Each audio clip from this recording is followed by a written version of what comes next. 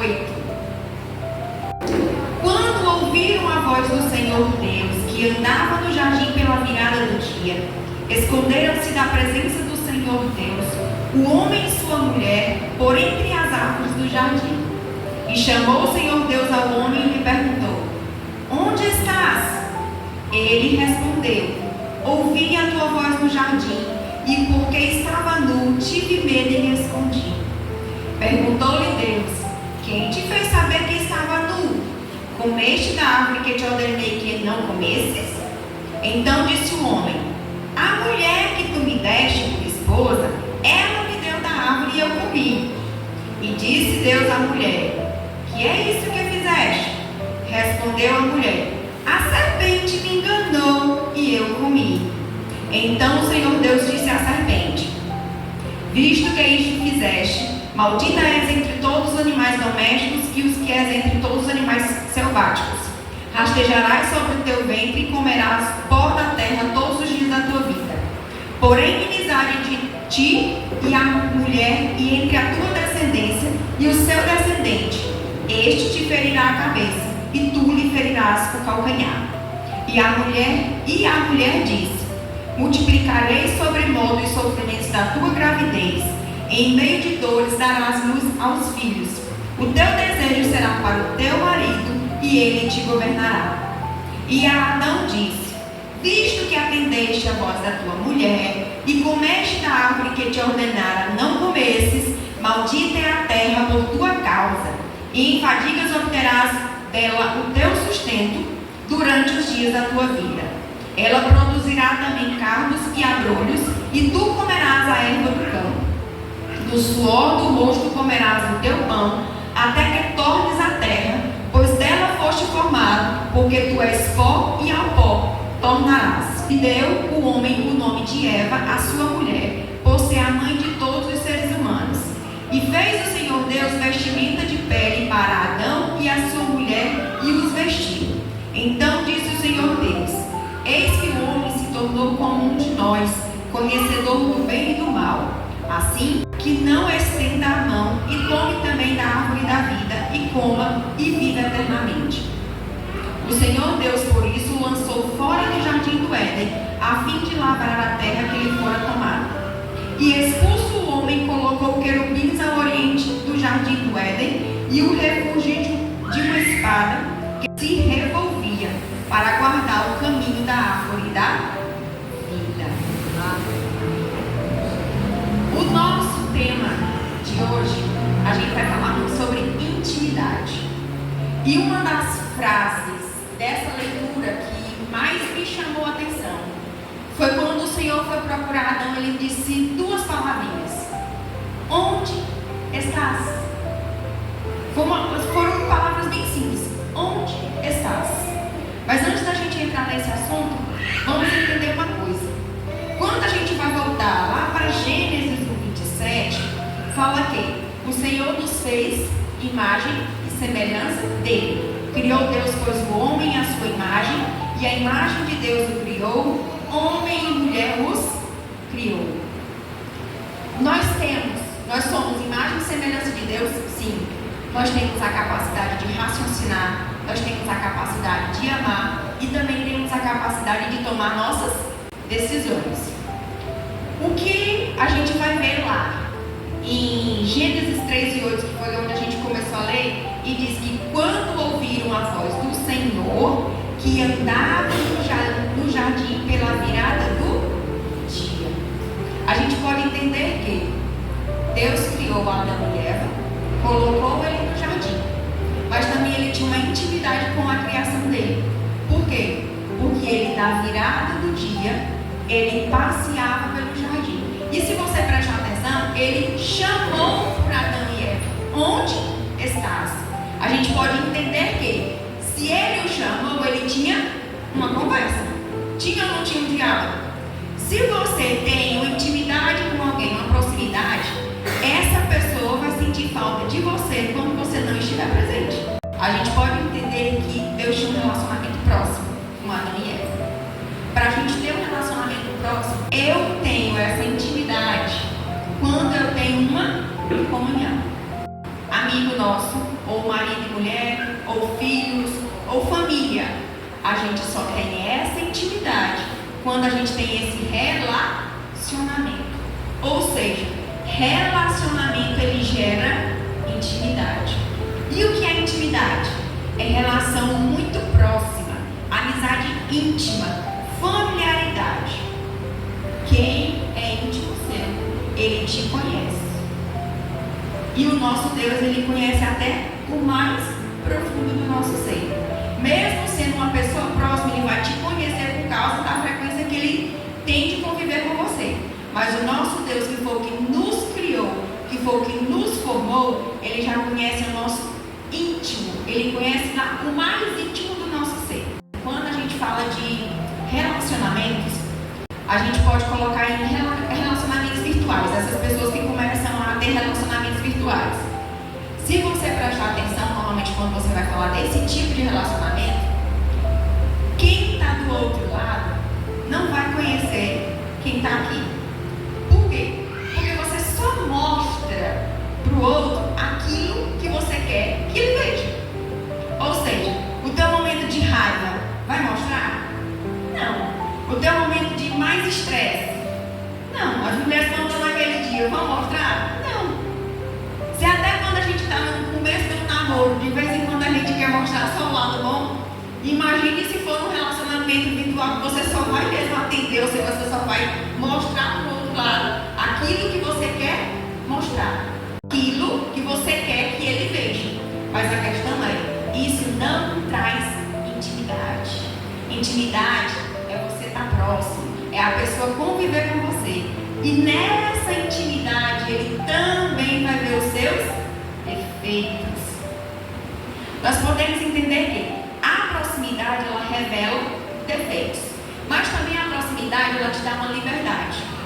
Por exemplo, se você vai em um determinado local ou perante pessoas que você não conhece, normalmente como você vai se comportar? Muito comportado, muito certinho, e você só quer mostrar ali o seu lado bonzinho e tal. Quando você está em casa, quando você está na sua intimidade do seu lar, ali você pode ser quem você é e você tem liberdade para expressar como você é, mas também tem liberdade de falar. É ou não é? Então, quando temos intimidade, podemos ser livres diante da pessoa, sem medo ou sem constrangimento. E nós vamos lá para Adão. Essa intimidade que Adão e Deus tinha com Adão, ele poderia ter essa conversa, que é o que a gente vê no versículo 8 que a gente leu.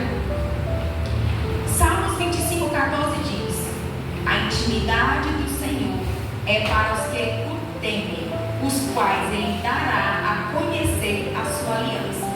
Ou seja, você só vai conhecer mais de Deus no momento em que você estiver mais íntimo dele. Só que em Gênesis 2, 16 e 17, ele diz assim: e o Senhor Deus lhe deu uma ordem: de toda árvore do jardim comerás livremente, mas da árvore do conhecimento do bem e do mal não comerás, porque no dia em que delas comeres, certamente morrerás. Aí foi uma ordem que ele deu, não foi? Mas vamos ver lá a escolha que foi feita em Gênesis 3:6, que diz: vendo a mulher que a árvore era boa para se comer, agradável aos olhos e desejável para dar entendimento, tomou-lhe do fruto e comeu, e deu também ao seu marido, e ele o comeu. Deus deu uma ordem. Foi ou não foi? Ele foi bem específico. Só que o que foi que aconteceu lá na frente? Ela vendo as características do fruto. E aí o que lá na serpente colocou? Olha, tu não vai morrer não. Tu simplesmente tu só vai conhecer o que ele, Deus Todo-Poderoso, sabe. Que é o entendimento do bem e do mal. Apto pelo conhecimento. Foi o que ela fez? Desobedeceu. O que a gente pode entender? A gente tem a escolha de fazer ou não fazer.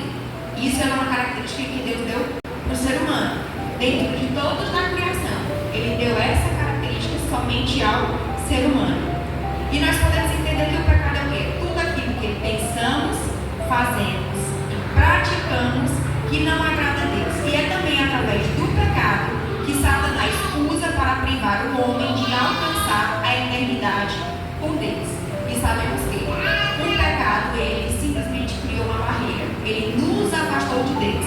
Isaías 59, 1 e 2 diz: eis que a mão do Senhor não está encolhida para que não possa salvar, nem é gravado o seu ouvido para não poder ouvir. Mas as vossas iniquidades fazem separação entre vós e o vosso Deus, e os vossos pecados encobrem o seu rosto de vós, para que não vos ouça. A gente entende muito bem que quando pecamos, o pecado é o que nos faz nos separar de Deus.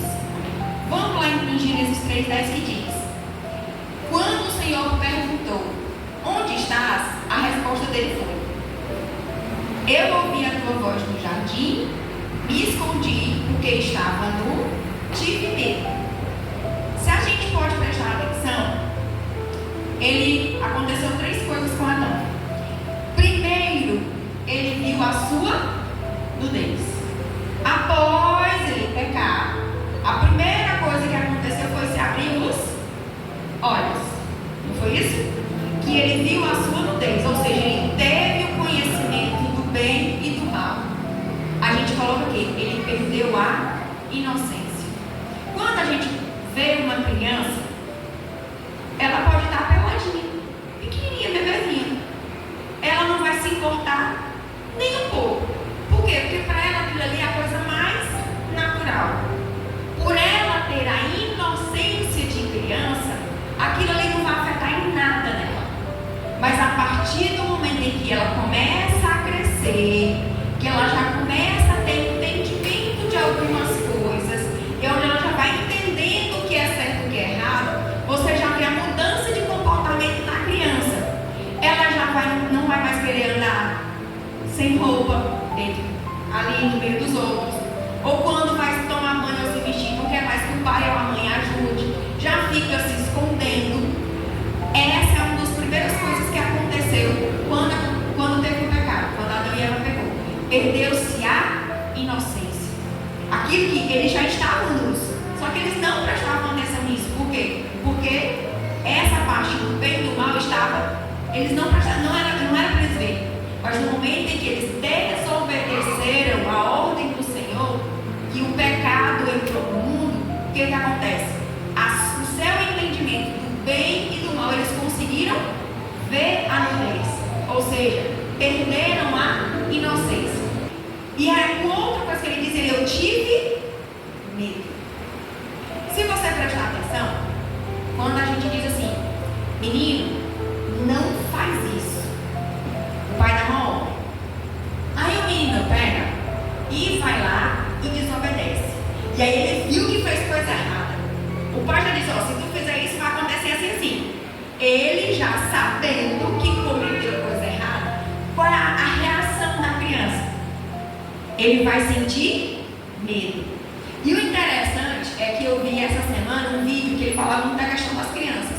Eles colocaram um objeto cheio de bombons dentro e colocou dentro de uma sala. E tinha algumas crianças lá.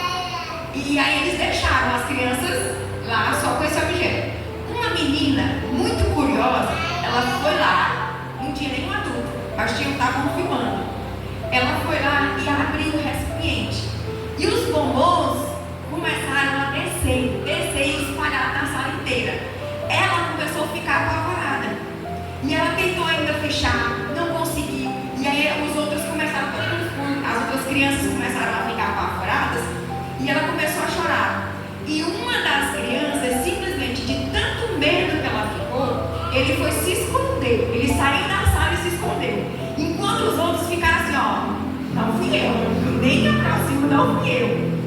E aí quando todo o coisa estava sendo derramado, derramou tudo. E ela começou a entrar num pânico tão grande, porque a preocupação dela quando um adulto chegasse, o que ia acontecer? E nessa reação lá do vídeo, eles mostraram assim, olha, como é que as crianças reagem quando elas desobedecem uma ordem. E a gente pode entender que Adão colocou aqui que ele teve medo. Mas por que ele teve medo? Deus era o pai dele, ele não tinha comunhão com ele. Mas no momento em que ele pecou, que ele começou a entender que ele fez coisa errada, o medo veio. E ele se sentiu culpado. E a reação dele foi o quê? Se esconder. No momento em que a gente faz alguma coisa que sente medo, a reação normal, digamos, normal do ser humano é o quê? Normalmente ele tentar se esconder para não arcar com as consequências. Já sabe, olha, eu vou levar a punição. A primeira coisa que eu vou fazer. Normalmente a gente, quando é criança e o pai diz que não é para fazer, a gente apronta, a gente desaparece. Não, vê se o pai esquece, para ver se a gente não apanha, né? Adão tentou se esconder. No versículo 9 ele diz: Deus chamou o homem e perguntou: onde estás? Deus sabia ou não sabia onde Adão estava? Ele já sabia. Aí você pergunta: mas por que ele perguntou? Primeira coisa que a gente pode entender: se ele já tinha rompido o relacionamento com ele, por que Deus ainda foi procurar o homem? Por que ele ainda foi atrás e perguntar onde ele estava? A gente pode entender que Deus ainda procura o homem porque a sua misericórdia é infinita e o seu amor é incomparável. Ele, na sua onisciência, ele sabia onde o homem estava. E aí faz essa pergunta: onde estás? A nossa intenção é, quando Adão ouviu essa voz, ele diz: olha, eu não tenho mais como me esconder. Deus, ele já sabe, ele é todo poderoso, eu não tenho mais como me esconder. Se ele está me procurando, eu tenho que me apresentar. E aí ele se apresenta, onde ele respondeu que estava com medo e se escondeu. Só que o que eu acho interessante é que quando Adão fez essa primeira resposta, ele não diz: olha, eu pequei, eu errei, não. Ele só diz: olha, eu vi que estava nu, fiquei com medo e me escondi. Só que Deus já sabia disso. Era uma coisa visível. A questão é: Adão, ele não confessou o erro. Quando, por exemplo, o pai diz assim: menino, não coloca o dedo naquela tomada porque tu vai levar um choque. Aí o menino, o pai sai e desobediente, ele vai lá, dá um dedo na tomada, leva um choque, e aí digamos que começa a ferir o dedo, fere o dedo, só um exemplo. Quando o pai chega procurando por ele, que ele está escondido porque fez coisa errada, aí ele diz: não, eu me escondi, eu estava com medo, eu me queimei. Ele disse que desobedeceu? Ele disse que meteu o dedo na tomada? Não. A criança está dizendo o quê? Eu me queimei. Ele falou da consequência. Aí o Senhor faz uma outra pergunta para ele: quem te disse que estavas nu? Comeste da árvore que te ordenei que não comeste? Ou seja, Deus estava dando uma outra oportunidade para ele. Confesse o que foi que você fez. Eu já sei, inclusive eu estou vendo a consequência, mas eu quero que você me diga. Não está literalmente escrito isso na Bíblia, mas quando ele faz uma segunda pergunta e ele diz: como é que tu sabe que tu está nu? Você comeu do fruto que eu disse que não era para comer? Ou seja, o Senhor estava querendo que ele confessasse, estava querendo que ele dissesse. O que eu acho interessante é que nesse ponto é o questionamento de Deus. Podemos entender que quanto mais intimidade nós temos com o Senhor, mais confrontados nós podemos ser por Ele. Vamos entender que proximidade, ela revela defeitos, mas intimidade, ela revela ousadia de cobrança. Se você entender que quanto mais intimidade você tiver com uma pessoa, você vai querer o bem dela. Mas se estiver fazendo coisa errada, você vai ter a ousadia de questionar, de buscar, corrigir. É ou não é? Se a pessoa está fazendo errado e você tem intimidade com aquela dali, você não quer ver que ele vá para o caminho errado, você chega: meu querido irmão, não é assim. caminho que o Senhor nos orienta é esse. Ou pai, filho, não é assim que você tem que ir. Olha, tal, aquelas conversinhas que o papai tem com a gente assim, corrigir, que a gente às vezes não gosta de ouvir, mas é nessas horas que, o que é que ele nos puxa, o que é que ele nos chama. Aí você se pergunta aqui, os outros estão vivendo a vida deles, mas eu tenho que estar assim, ó, certinho, não posso nem mudar um pouquinho do caminho. Sabe por que Deus faz isso? Porque primeiro, a questão é, se Deus te deu um chamado, uma responsabilidade, principalmente de liderança, nós temos que tomar muito cuidado, porque Ele vai exigir muito mais de você. Aí você se pergunta, por quê? Quem está naquelas redes sociais, dessas mídias aí, que são esses famosos, eles podem viver de qualquer jeito? Eles podem fazer o que der na telha? Ah, eu posso fazer do jeito que eu quiser. Eles até podem. Só que tem que tomar muito cuidado, porque muita gente vai seguir. Se for uma coisa boa, ótimo. Mas se for uma coisa ruim, quem olha para aquela pessoa como um líder, como uma liderança, ele consequentemente ele vai imitar. Por quê? Que Deus cobra mais de você quando Ele te dá um chamado ou quando Ele te capacita para alguma coisa. Porque tu está na frente. A tua vida é uma vitrine. E consequentemente, tu querendo ou não, tu vai servir para que outras pessoas venham te imitar. E se tu está levando outras pessoas a pecarem, consequentemente, Ele vai puxar mais a tua orelha do que os outros. E nós temos que entender um negócio. Se Deus está nos chamando a atenção para resolvermos andarmos aqui, é porque Ele está querendo que a gente esteja bem próximo dEle. Ele quer que a gente seja bem mais íntimo dEle, para que nós possamos estar no caminho certo. E se tu tem um chamado, principalmente se tu tem um chamado que esteja em liderança, o Senhor vai te cobrar muito mais do que qualquer outro que esteja apenas sentado. Vamos lá. Quando Ele fez essa nova pergunta para Adão, a resposta dele foi confessar o pecado? Não. A primeira resposta dele foi dizer assim: a mulher que tu me deste por esposa, ela me deu da árvore e eu comi. Ele disse assim: Senhor, eu comi mesmo, eu pequei, eu desobedeci. Não. Ele foi assim: a mulher que tu me deste. Resumindo, eu errei sim, mas foi por causa de quem? Foi ela que, a mulher que tu me deste, foi que me fez eu comer. Ele não quis se responsabilizar, ele quis jogar a culpa quem? Na mulher. Além do mais, ele disse assim: foi ela que me deu. Questionou ou não questionou o que Deus fez? E aí vamos lá para Eva. Quando ele foi questionar Eva, aí ela disse assim: mas foi a serpente que me convenceu. Ela também foi dizer que era sua responsabilidade?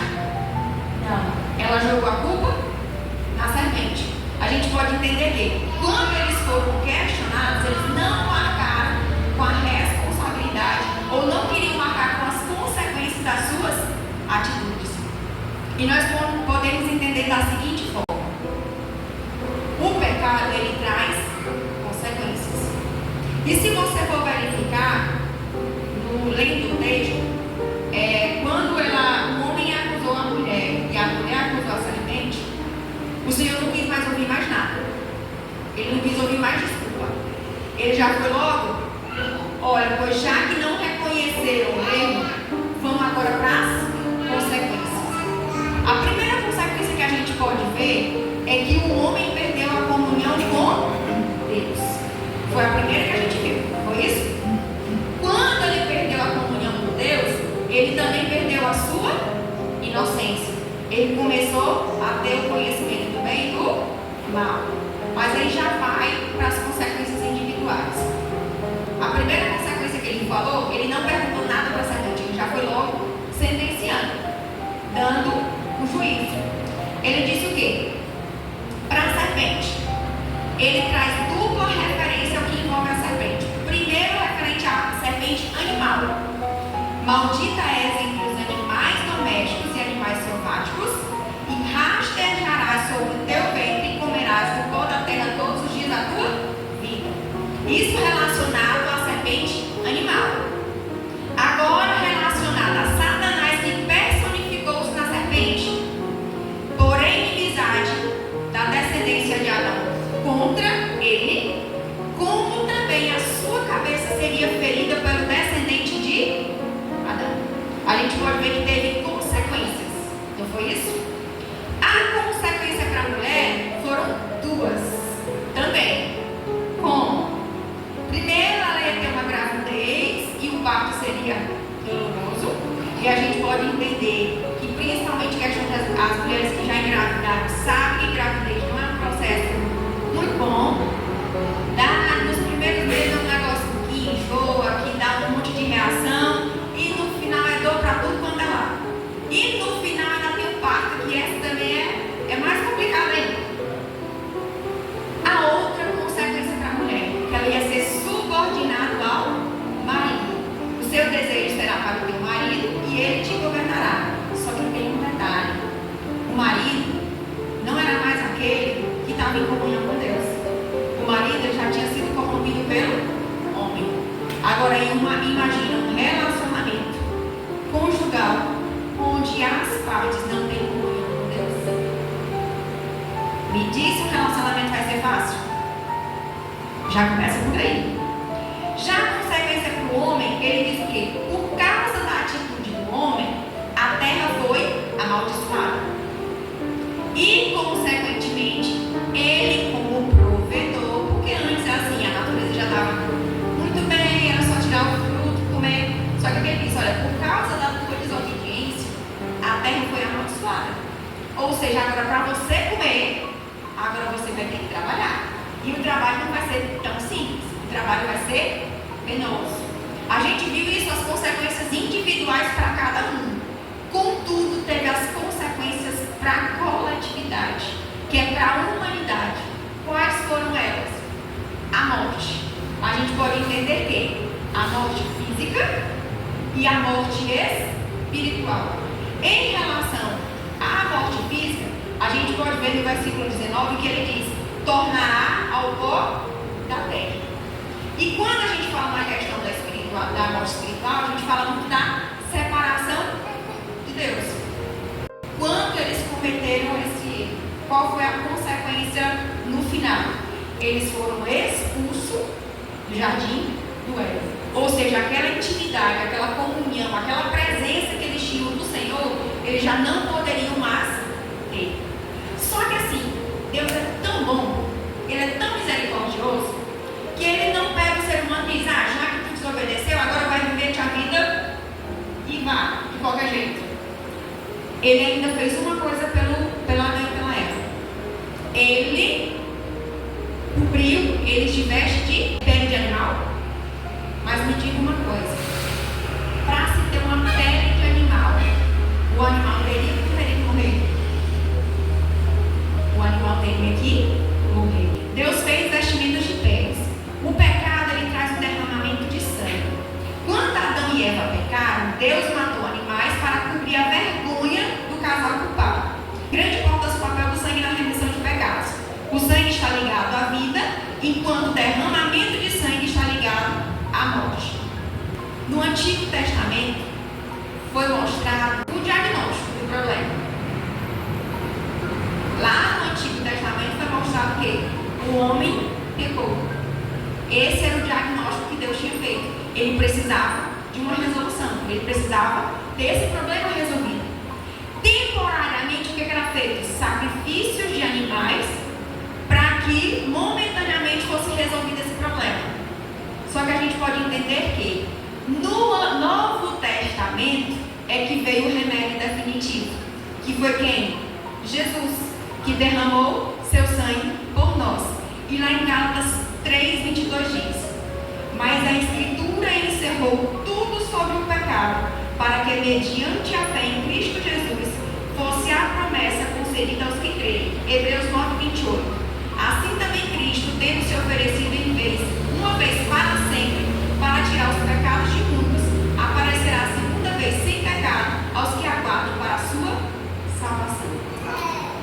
podemos entender que, mesmo o homem tendo pecado, imediatamente o Senhor já disse: olha, eu tenho uma promessa para vocês. Vai ter uma redenção. Vai ter lá na frente uma nova forma de nós termos um relacionamento próximo. E quem é essa pessoa que pode trazer esse relacionamento de volta? Jesus. Quando a gente fala de relacionamento, é estar com a pessoa, conversar intimamente por mais tempo, fazer coisas juntos, compartilhar tudo que está no seu coração. Aí eu te pergunto, quando a gente está distante do Senhor, Ele por várias vezes,